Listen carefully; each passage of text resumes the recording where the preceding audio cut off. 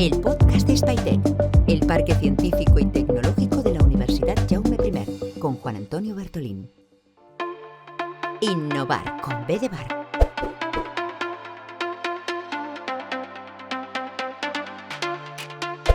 Bienvenidos y bienvenidas a esta nueva edición de Innovar con B de bar, ya la número 12. El podcast donde innovación y tecnología de alguna manera se encuentran en una conversación distendida. Y hoy volvemos a estar aquí en este acogedor restaurante del Carceller en Castellón. Vivimos en una época en la que la innovación pues ya no la medimos en metros o en toneladas, sino en nanómetros. Y hoy vamos a hablar de cómo algo tan intangible como la luz pues puede convertirse en una herramienta de fabricación extremadamente precisa, capaz de, además pues, de crear materiales con propiedades completamente nuevas y en algunos casos inimaginables. En este episodio de Innovar con B de bar nos vamos a adentrar en la fabricación de nanopartículas mediante láser, una tecnología con aplicaciones que van desde la medicina hasta la energía, pasando además por la electrónica, la fotónica o el medio ambiente. Y para ello pues vamos a contar con dos investigadores de referencia en la Universidad Jaume I, Gladys Mínguez y Carlos Doñate, que trabajan en la intersección precisamente entre la física, los materiales avanzados y la innovación aplicada. Gladys es investigadora en el ámbito de la óptica, en concreto en láseres expulsados y en nanotecnología, aquí en la Universidad Jaume I, y su trabajo pues, se centra en el estudio de nanopartículas con propiedades ópticas y funcionales avanzadas y además en la fabricación mediante láser. Y el caso de Carlos Doñate es investigador y profesor de la Universidad Jaume I, especializado en síntesis de nanomateriales y fabricación aditiva. Y bueno, además participan en proyectos de investigación aplicada con otros grupos de grupos científicos de la universidad, contribuyendo además pues, a acercar lo que llamamos tecnologías Deep Tech al tejido productivo. Gladys, Carlos, muchas gracias por acompañarnos en esta nueva edición. Cuando hablamos de nanopartículas, ¿no? Que suena, ¿de qué estamos hablando exactamente? Bueno, la verdad es que para mí la nanotecnología es como un mundo realmente sorprendente, ¿no? Y lo primero es intentar ver qué tamaño, ¿no? O tener una idea de qué tamaño estamos hablando. Entonces, normalmente, pues a mí me gusta mucho una comparativa del pelo, porque el pelo es una cosa que todo el mundo más o menos sabe, ¿no? Es una cosa que alguien imagina. Entonces, si nosotros consideramos el diámetro de un pelo, pues de nanomateriales de los que nosotros fabricamos, cabrían uno al lado de otro, pues por ejemplo unos 8.000. Eso es como un orden de magnitud, ¿no? Lo cual nos está indicando que estamos hablando de algo extremadamente pequeño y eso hace que tenga propiedades muy diferentes. Sí, de hecho, ¿por qué vienen esas propiedades, no? ¿Por qué nos interesa hacer materiales tan pequeños? Pues una de las ventajas, por ejemplo, es su superficie. Claro, si pensamos en una bola de bolos, por ejemplo, claro, ¿cuánto material tenemos en la superficie y cuánto material tenemos dentro de la bola? Pues tenemos mucha parte de él dentro de la bola. ¿Qué ocurre si vamos a una canica? Claro, ese porcentaje ya cambia. En la canica tenemos más cantidad, digamos, de material en proporción en la superficie que dentro. ¿Qué pasa cuando nosotros hacemos una canica muy pequeñita? Como decía Gladys, 8.000 veces más pequeña que el ancho de un pelo. Pues conseguimos que haya mucha materia que esté en la superficie y que pueda interaccionar. Y de hecho, tantos así que bueno, es fascinante, ¿no? Pensar que no cambia el material, cambia la escala, pero cambia el comportamiento. Bueno, cambia el comportamiento y una de las cosas que a nosotros nos gusta, ¿no? Como que estamos ahí vinculados al área de óptica, por ejemplo, es que cambian mucho sus propiedades ópticas. Entonces, otra cosa sorprendente es que si tú piensas en oro, estás pensando pues el oro amarillo típico, mientras que el oro, por ejemplo, en tamaño de nanopartículas en agua es de color rojo. O sea, que cambian totalmente las propiedades ópticas. O el carbono, que alguien piensa como algo oscuro, el carbono a escala muy pequeñita es fluorescente, es decir, que tú lo iluminas con luz azul y te sale, por ejemplo, color verde.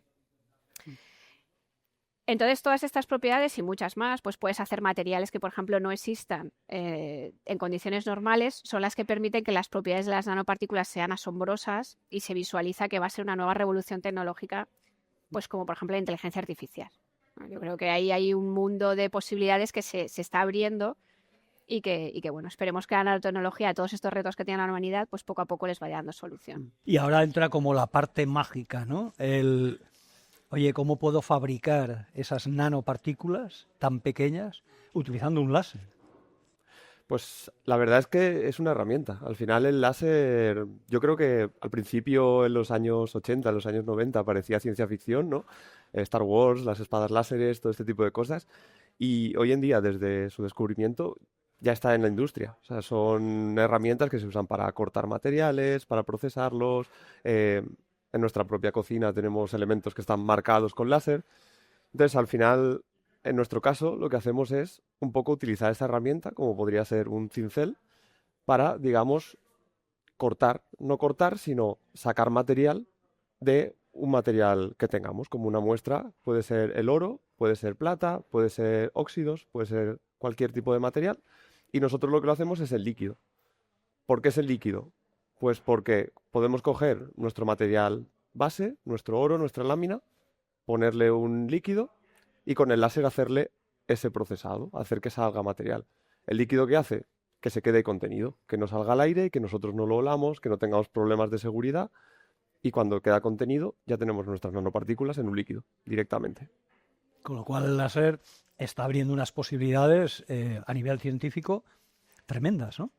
El láser está abriendo unas posibilidades tremendas porque hasta ahora cuando uno estaba pensando en fabricar nanomateriales siempre estaba pensando en materiales o procedimientos químicos. Mientras que con el láser, al ser un procedimiento físico, pues se pueden generar materiales con unas propiedades muy diferentes a las de métodos químicos. Estamos en una etapa, ¿no? Donde nos preocupamos mucho por la ecología, la sostenibilidad, la química verde. Entonces el láser formaría parte de estas técnicas que son sostenibles, que no generan muchos residuos, con lo cual si una industria pues quiere ir avanzando hacia un proceso más verde, la fabricación de nanopartículas con láser puede ser muy beneficiosa para ella. Y aplicaciones que estéis empezando a visualizar de esas nanopartículas creadas a partir de la utilización del láser. Pues realmente una ventaja muy grande es lo que comentaba Gladys. Al final, como solo necesitamos, digamos, hacerle un agujero en la superficie a ese material y podemos elegir el líquido, tenemos unas nanopartículas muy puras. Controlamos muy bien su contenido. Entonces, eso, la primera vía de entrada puede ser en aplicaciones biológicas, porque tú al final no quieres meterte en el cuerpo algo que tenga sustancias que no controles muy bien. Y si tienes que hacer purificación, limpieza, eso siempre son costes extra, que a la industria no le suele gustar. Entonces, este proceso es más directo, puedes conseguir esa pureza. Después, también puedes controlar lo que hablábamos de la superficie. Al hacerlo, controlar muy bien el contenido, puedes controlar mejor esa superficie. Y eso es muy positivo para procesos en los que esa gran superficie que tienes hace que tú distintas reacciones hagas que funcionen de forma más eficiente o más rápido, que es catálisis. Hay muchísimos campos. A nosotros nos gusta mucho también el campo de la energía. De la energía, sí. Bueno, pues porque pensamos que uno de los grandes retos de la humanidad es, ¿no? Está surgiendo nuevas técnicas como por ejemplo la inteligencia artificial, los centros de datos. ¿Cómo vamos a lograr enfriar todos estos dispositivos? Porque uno de los problemas que tienen todos los dispositivos eléctricos es la disipación del calor. Entonces, si tú generas técnicas de disipación o que cojas ese calor disipado de una forma más eficiente, vas a ahorrar muchísimo consumo energético. Entonces, bueno, pues nosotros ahí estamos desarrollando fluidos térmicos que tienen más eficiencia que los fluidos normales gracias a la introducción de nanopartículas. O incluso estamos desarrollando disipadores de calor mediante técnicas de fabricación aditiva, que lo mismo, sus propiedades térmicas son mejoradas gracias a la adición de nanopartículas. No estamos hablando ya del futuro. Esto ya es presente de alguna forma, Sí, ¿no? Esto ya es presente. Y la universidad, de alguna manera, ¿qué papel juega en el desarrollo de estas nuevas tecnologías, que además no solo implica conocimiento, sino también inversión? Porque obviamente pues no serán tampoco muy baratas a la hora de empezar este tipo de proyectos y cómo conseguís o cómo se puede conseguir que esto llegue al tejido empresarial como conexión. Un reto, ¿no? Sí, a ver, Un desafío. realmente la universidad lo que nos aporta es un lugar único para poder desarrollar este tipo de tecnologías, porque al final son tecnologías que no están ya presentes en el mercado, que tú necesitas un desarrollo previo para llegar a ese tejido empresarial, para realmente convencer de que tu producto es útil, y eso yo creo que son desarrollos que tienen que hacerse desde la investigación. Puede ser en una empresa, pero yo creo que la universidad realmente es la que apuesta por este tipo de desarrollos.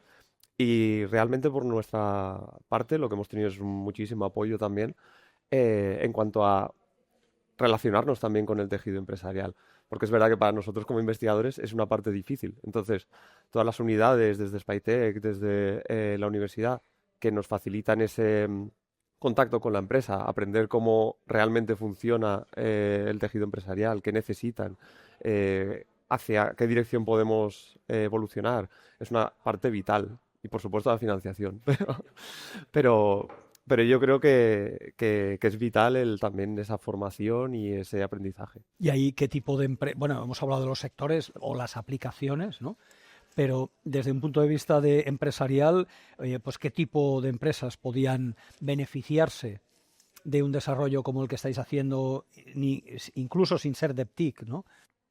Nosotros pensamos que se podría beneficiar prácticamente cualquier empresa que quiera mejorar sus procesos. También lo que pasa es que hay que ver la relación coste, porque claro, tú a lo mejor dices, te voy a hacer un producto mucho mejor, pero la gente con un producto mucho peor y más barato sigue funcionando, ¿no? Entonces ahí es verdad que hay que ir a aplicaciones muy específicas. Donde nosotros vemos que va a haber un crecimiento muy grande es lo que ha comentado Carlos, ¿no? En empresas de tipo de biotecnología, empresas de tipo energético, donde simplemente con la necesidad de ese crecimiento y si tú quieres hacer un chip cada vez más pequeño o refrigerar un ordenador cada vez más pequeño, vas a necesitar si quieres un centro de datos con cada vez más máquinas, vas a necesitar ese tipo de tecnología. Empresas convencionales que no sean Deep Tech, pues bueno, es que cualquiera, o sea, si tú quieres mejorar un panel térmico, por ejemplo, un panel aislante, pues mejorar gracias a esto pues sus propiedades térmicas o sea, que vemos un ámbito muy grande. Lo que pasa es que hay que ver en qué hacer las cosas muy bien. A lo mejor necesariamente no siempre es lo que más se vende. Porque en vuestro laboratorio ahora, ¿qué cosas estáis fabricando precisamente con láser? ¿Os habéis centrado en algún sector concreto o en alguna actividad concreta en lo que estáis desarrollando ahora? A ver, realmente ha habido muchos desarrollos últimamente, por la parte sobre todo de Gladys. Yo me he incorporado más recientemente, pero mucha parte en la parte bio, por ejemplo, con el carbono que comentaba Gladys. Claro, son nanopartículas que son tan versátiles que, por ejemplo, el mismo carbono, cambiando ligeramente el proceso, se ha utilizado tanto como sensor de glucosa, que por ejemplo bueno, al final, por ejemplo, la diabetes, pues tú necesitas monitorizarte la glucosa constantemente. Entonces, al final, distintas alternativas a esa monitorización siempre son interesantes. Y también esa misma nanopartícula, por ejemplo, para tratamientos en la dirección del cáncer, por ejemplo. Usar esas nanopartículas como, digamos, un medio que lleve el medicamento a la zona que tú quieras dentro del cuerpo. Y realmente es la misma nanopartícula. Entonces, ya ves un poco la gran versatilidad que puede tener. Y ese mismo carbono se usa también en energía o en óptica, porque absorbe mucha luz, porque puede tener una respuesta térmica muy buena. Entonces, solo con un material tenemos todo ese abanico. Después podemos hacerlo de casi cualquier material con nuestra técnica. O sea que, digamos que hay una versatilidad enorme. Yo creo que donde estamos un poco más focalizados actualmente, pues es quizás en fabricación aditiva, porque es toda la experiencia que tenía Carlos. Sí. Y luego, pues también nos hemos focalizado un poquito en energía, pero por una cuestión estratégica, porque todos los desarrollos en el ámbito de la biomedicina, pues son muchísimos años de desarrollo y normalmente requiere experimentos muy caros. Entonces, es verdad que estratégicamente, pues viendo el entorno en el que estamos, pues para nosotros tiene más sentido a lo mejor focalizarnos en esa dirección. En la parte y cuando nos vamos a casi lo más puñetero de la técnica, ¿no?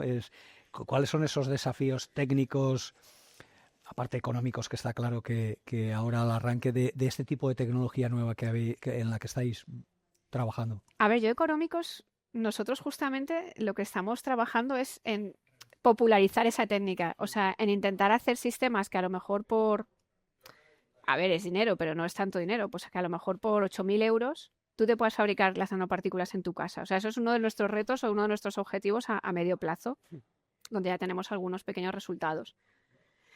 Y luego los retos de la técnica, desde mi punto de vista, a veces es el control, no tanto del tamaño, que se puede controlar bastante bien, sino de la forma. Las nanopartículas son interesantes o tienen propiedades diferentes no solamente en función del tamaño que tengan, sino de la forma. No es lo mismo tener una esfera que una estrella, que un nanorod, que... Entonces, ese control en estos momentos es un reto para las técnicas láser. No sé si tú, Carlos, ahí... Bueno, y siempre O sea, que podéis generar, o sea, la forma de la partícula la Ese podéis es el cambiar. reto. Es el es reto. el reto. Nosotros podemos cambiar el tamaño y la forma muy ligeramente, pero el reto es... ¿Y la forma es tan importante también? Sí. Sí. Sí, por ejemplo, nosotros lo que conseguimos generar muy bien, que hay otras técnicas que a lo mejor tienen problemas para generar, son esferas. Esferas. Por eso ponía el ejemplo de la bola de bolos, la canica la y nuestras esferas. Son esferas nanométricas.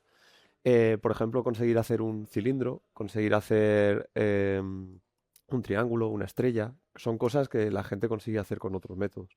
Y pueden tener sus aplicaciones. En biología puede cambiar su respuesta óptica. Por ejemplo, la respuesta óptica pues también para energía, células solares, puede ser interesante distintas geometrías.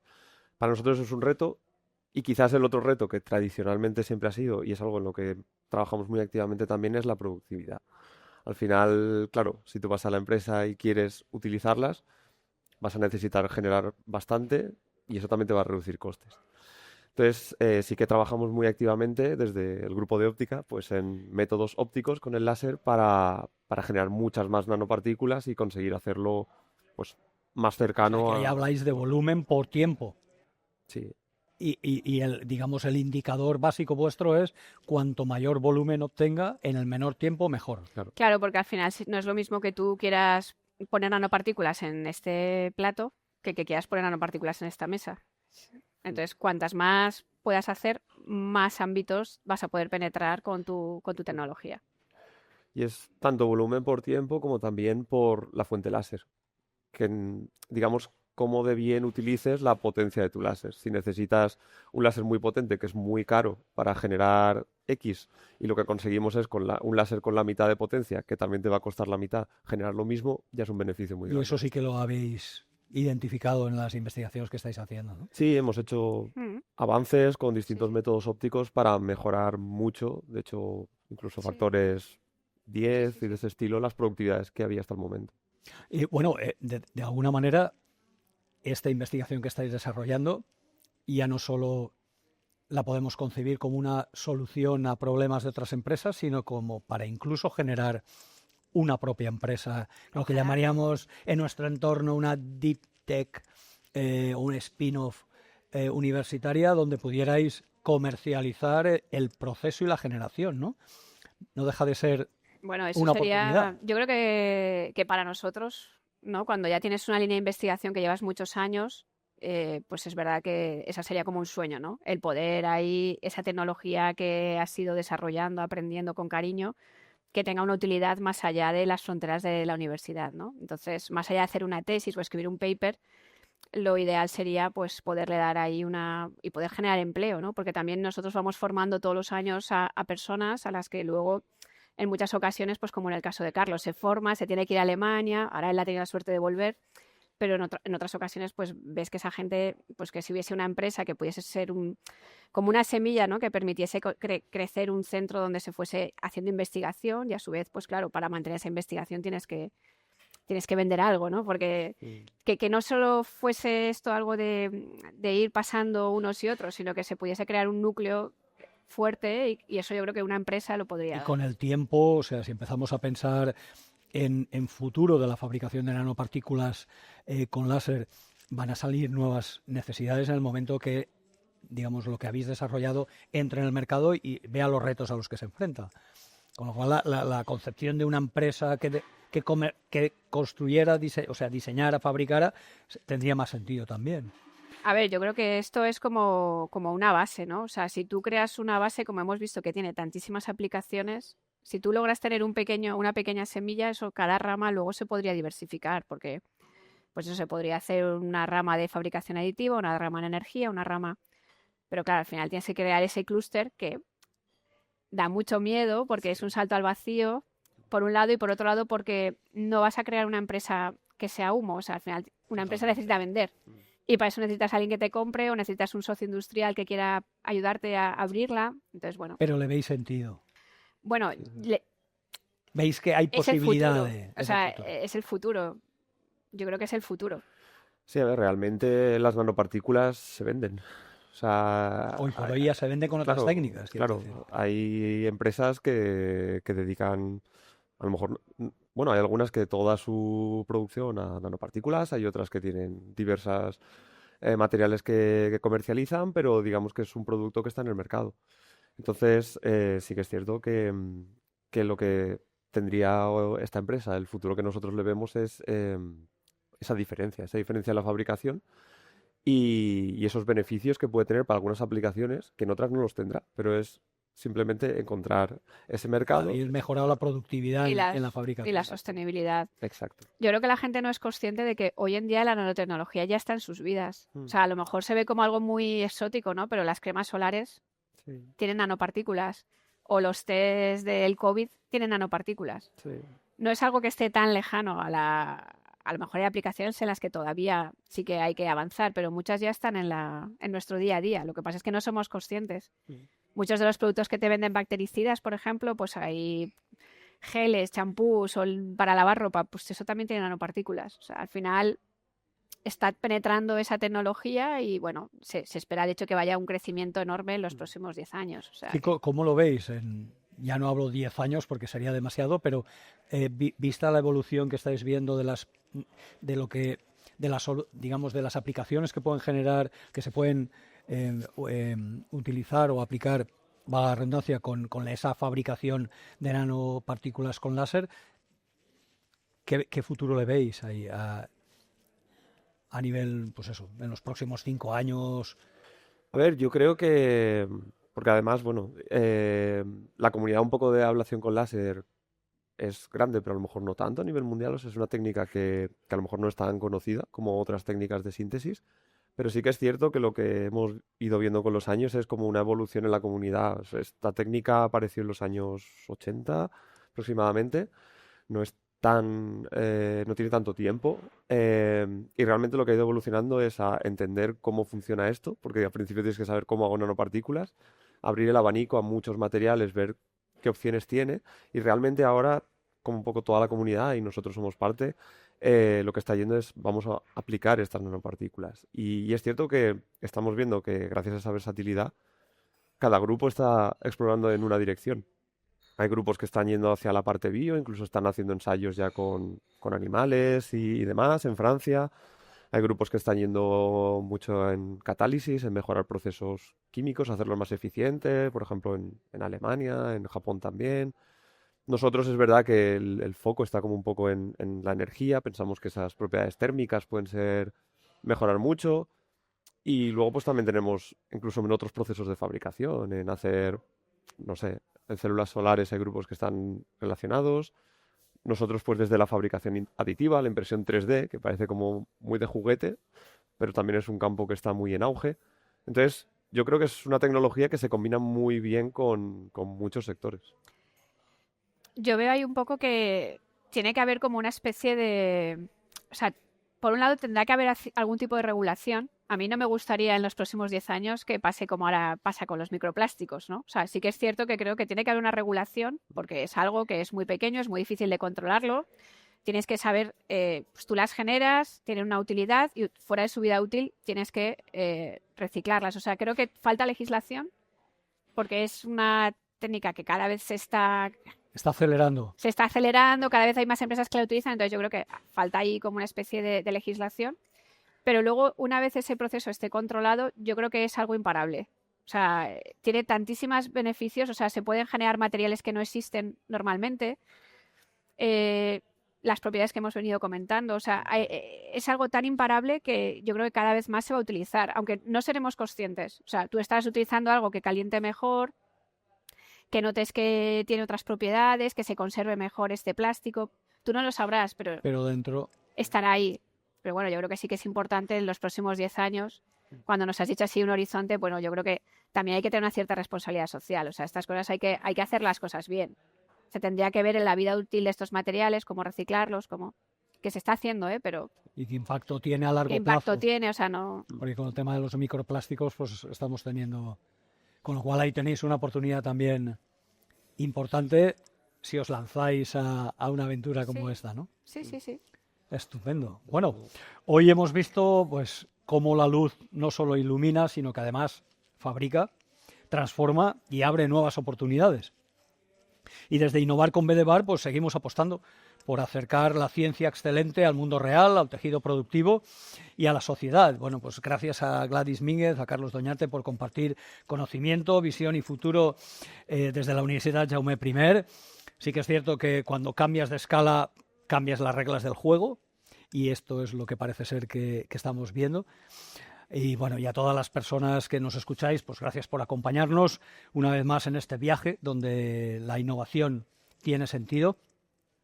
Nos podéis seguir en nuestras redes sociales, en Spotify, iVoox y YouTube, para seguir viendo los capítulos anteriores y los futuros. Y bueno, pues hasta el próximo Muchas episodio. gracias. Salud y Muchísimas ciencia. gracias. Gracias. Muchas gracias. Muchísimas gracias.